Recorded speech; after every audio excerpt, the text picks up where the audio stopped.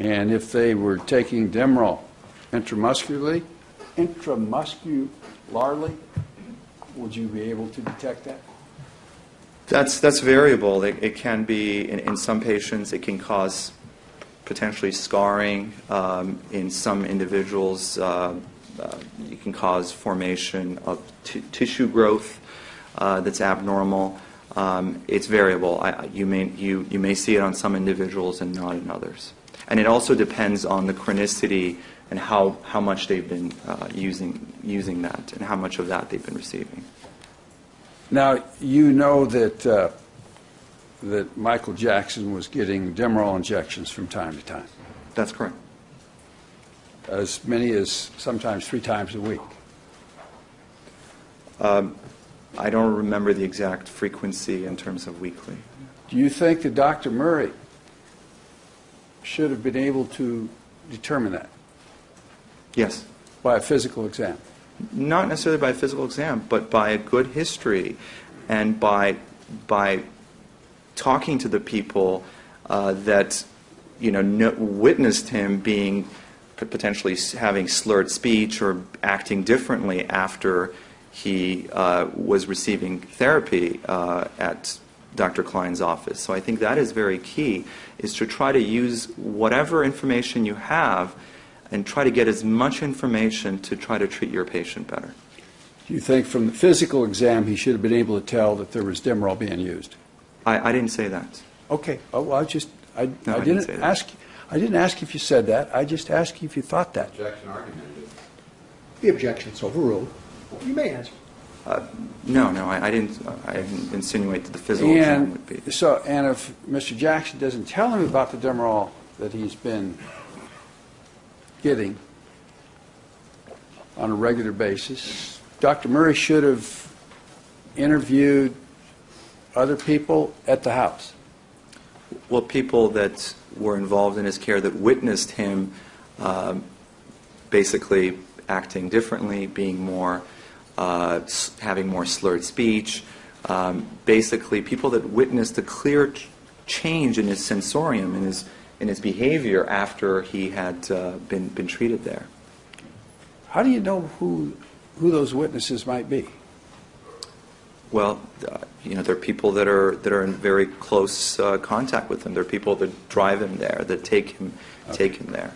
So you feel it would have been incumbent upon Dr. Murray to interview security there at the house? Well, it's you try to get as much information as possible to help your patient. And if it takes talking to his security, his personnel, his assistants, whatever it is, it's imperative to do that. So would you consider his not having interviewed security a deviation from the standard of care? Security in and of itself, I'm saying to... Okay, his driver. Do you feel that not interviewing his driver would be a deviation from the standard of care? What I'm saying is not interviewing people that were involved, that were witness to him having had any change in his behavior after that. Again, I don't exactly remember who those individuals were, but he was there, he knows, he would know, and those people need to be interviewed and asked about, and the patient needs to be confronted about that as well. Now, if you have a patient that's not telling you this, you would then go out into, if he was brought there or accompanied there by his wife, you'd go out in the lobby, bring her in, and interrogate her. Is that what you'd do? Objection misstates the testimony. Sustained. Would you do that? Objection misstates the testimony. We asked the question in its entirety, please. In the event that you had a patient that you didn't think was being forthright, wasn't admitting to using these types of drugs that would affect sleep, would you, and he was accompanied there by someone else, would you go out into your lobby and bring that person in?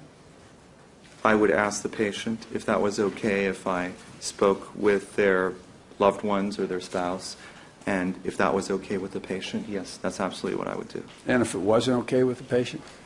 That's patient autonomy. I would not do that. Okay.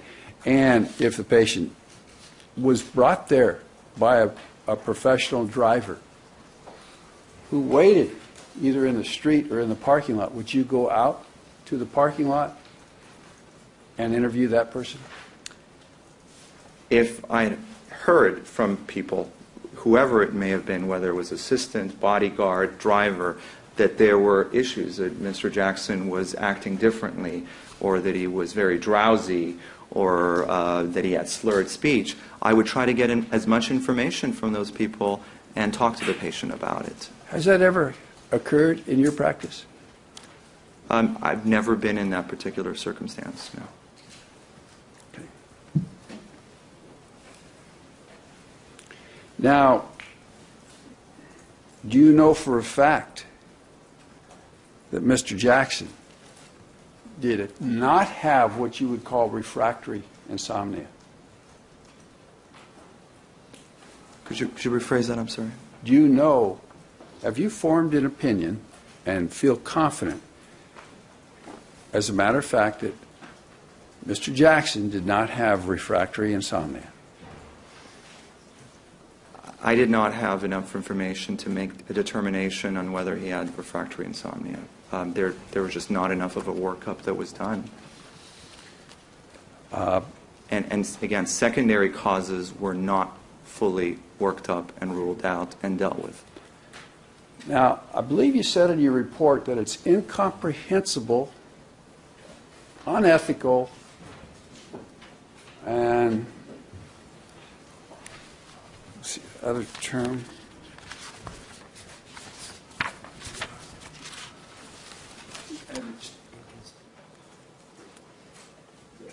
Beyond comprehension, beyond comprehension, disturbing and unethical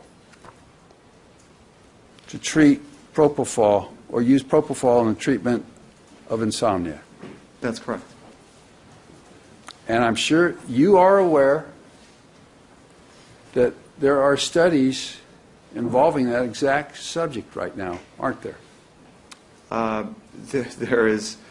There's very, very, very, this is definitely not standard of care, and there is just some experiments at a very preliminary level that have looked at this, but certainly this is in no way a standard of care. Well, in the study done by Dr. Zhu, it was stated that propofol is an efficacious and safe choice for restoring normal sleep in patients with refractory chronic primary insomnia.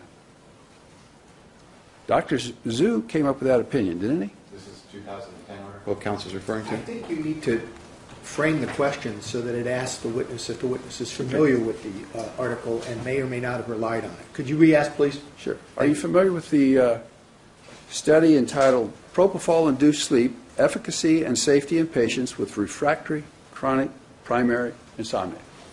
The article, yes, from November 2010. Yes, Right. I am. Yes.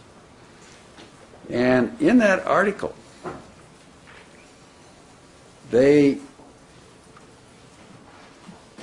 used propofol to treat insomnia? They did.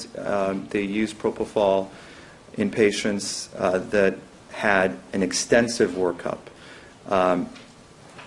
over a period of 6 months where they had secondary causes ruled out. If they had medical illnesses or psychiatric illnesses, they were excluded from being part of the study.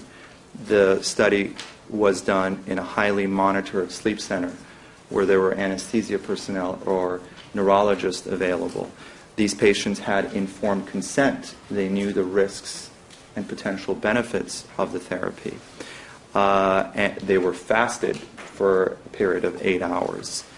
And they were highly monitored.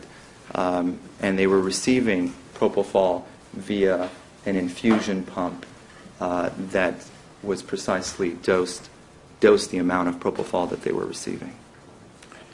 And they studied 103 patients? Correct.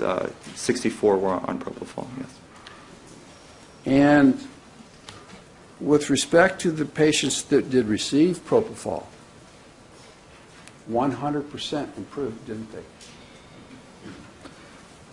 Well, based on the endpoints they were looking at, there was better efficiency in sleep, meaning they fell asleep faster. They had less awakenings after sleep onset. And in doing that study, they never had a problem with propofol with any patient, did they?